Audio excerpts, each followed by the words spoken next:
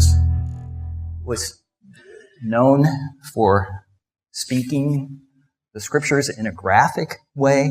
As a matter of fact, one of the most famous sermons in American history was written by Jonathan Edwards. You know what the sermon was? What was it? Sinners in the hands of an angry God, because he graphically depicted what it was that would be for sinners to fall off into the anger of God. As a matter of fact, that is required reading in some American literature classes. Was for my wife, she said. Now, he's not doing this so as to... He got in trouble, okay? It also kicked off the Great Awakening in this country. He kicked it off with that.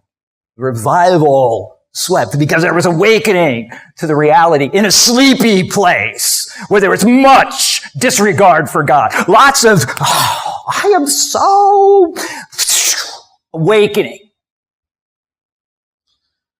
Men, this is from Jonathan Edwards, do not admit it.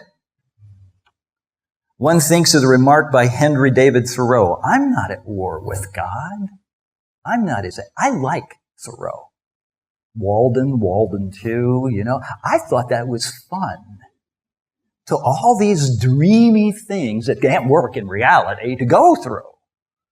Walden, Henry David Thoreau, statement by Walden, I'm not at war with God. But they are sworn enemies of God. In fact, man, the sinner, claims to be at peace and friendly, but he is at peace with a false God, one they create, not the God of heaven. Some men do not attack God openly. By the way, that is changing in our day. They are openly attacking Yahweh, the God of the Bible, his direction. It's open in our day. Some who don't think they're at war with God are fighting him. Because they don't fight him because he's out of their reach, just as a serpent cannot strike a person who is at a distance. But men's actions show clearly how they feel. God is placed below the world in their scale of values. What they really value isn't God, it's getting on their phone and talking to a friend rather than this God who made them. That's boring. Men do not attack God. Men's actions show clearly how they feel. God is placed below the world in their scale of values. Every vile desire is placed above God.